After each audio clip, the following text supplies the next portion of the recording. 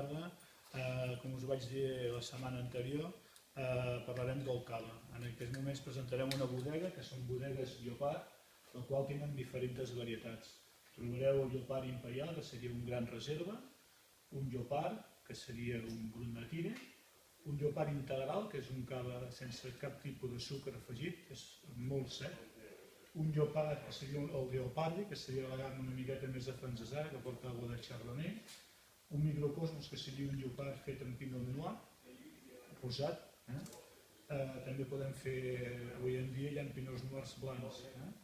També tindríem un Llopart dolç per prendre en postres i un Llopart rosat també, diferent a aquest. Aquest seria una barreja de monestrell amb alguna també de Pinot Noir. Llopart és una bodega molt familiar, la qual des de l'any 1886 elabora cava.